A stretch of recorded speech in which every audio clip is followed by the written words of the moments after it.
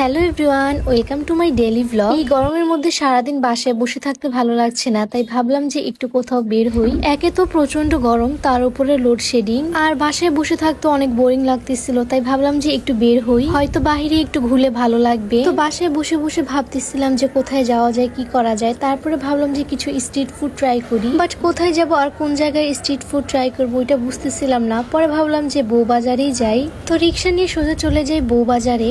আর রাতের বেলা রিক্সা দিয়ে ঘুরতে আমার অনেক বেশি ভালো লাগে। তো বউবাজারে এসে ফার্স্টে এখানে কিছু মাছ দেখতেছিলাম। এখানে ইলিশ, চিংড়ি, রূপচাঁদা থেকে শুরু করে প্রায় সব ধরনের সামুদ্রিক মাছ ছিল। আর এখানে সবকিছু আপনার সামনে লাইভে রান্না করা হবে, তো আপনি সবকিছু দেখে শুনে নিতে পারবেন। আজকে আমি এখানে কোনো মাছ ট্রাই করবো না, আমি জাস্ট আপনাদেরকে ভিডিওতে একটু মাছগুলো দেখিয়ে দিলাম।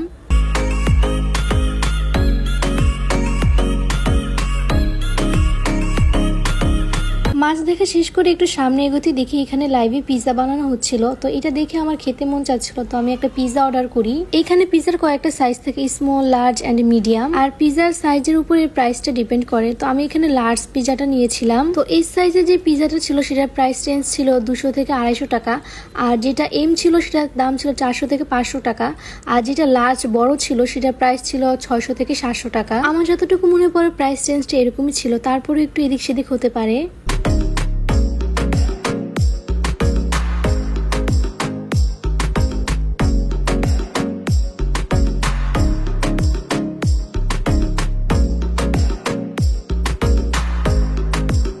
পিৎজার দোকানে অনেক লম্বা একটা ভিড় ছিল, তাই পিৎজা অর্ডার করে আমি চলে যাই ফুচকা খেতে। আমি ফুচকা অনেক বেশি পছন্দ করি, আর এখানে এসে দেখি যে পানিপুরি আছে, তো এখানে আমি পানিপুরি ট্রাই করতেছিলাম, আর এখানে দেখতেছিলাম যে কি কি টক আছে।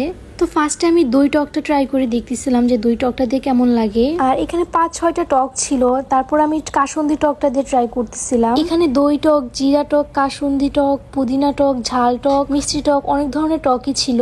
সাথে নাগা টকটাও ছিল। আমি যেহেতু একদমই ঝাল খাই না, তাই নাগা টকটা আমি ট্রাই করিনি। তাছাড়া আমি সবগুলো টকই ট্রাই করে দেখেছি। এই যে এখানে আমি সবগুলো টক আপনাদেরকে দেখিয়ে দিলাম। টু বি অনেস্ট গাইস, এখানে আমার সবগুলো টকই অনেক বেশি মজা লেগেছে, জাস্ট জিরার টকটা আমার একদমই ভালো লাগেনি। এই যে এখানে আমি জিরার টকটা দিয়ে ট্রাই করে দেখতেছিলাম। এই জিরার টকটা ছাড়া আমার কাছে সবগুলো টকই অনেক ভালো লেগেছে। আপনারা যারা জিরার ফ্লেভারটা পছন্দ করেন তাদের কাছে হয়তো এই জিরার টকটা ভালো লাগবে, বাট আমার কাছে একদমই ভালো লাগেনি। আর এখানে এক প্লেট পানিপুরির দাম ছিল 50 থেকে 60 টাকা। এক প্লেটের মধ্যে 7 থেকে 8টা পানিপুরি দেয়। আর আমার মতো পানিপুরি লাভাররা যারা আছেন তারা একবার হলেও এটা ট্রাই করে দেখবেন। পানিপুরি খেতে খেতে এখানে আমার পিৎজা একদম রেডি হয়ে গিয়েছিল। তো পানিপুরি খেয়ে এখানে আমি পিৎজাটা ট্রাই করে দেখতেছিলাম। ওনারা এখানে পিৎজার সাথে সস আর মিউনিস দেয় সাথে। আমার কাছে পিৎজাটা একটু বেশি নরম মনে হয়েছিল, but the test was really so good. Pizza খাওয়া শেষ করে এখানে আমি রুটি আর মাংস দেখতেছিলাম।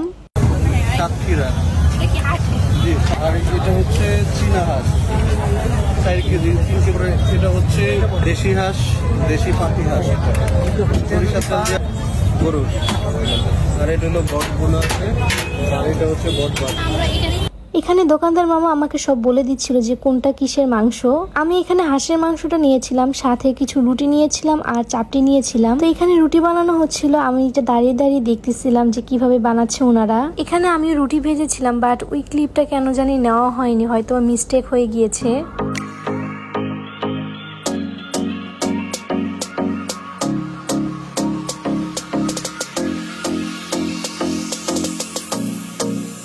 তো এখানে আমার রুটি রেডি। এখানে আমি রুটি নিয়ে দাঁড়িয়ে আছি, আর মামা আমাকে মাংস দিচ্ছিল।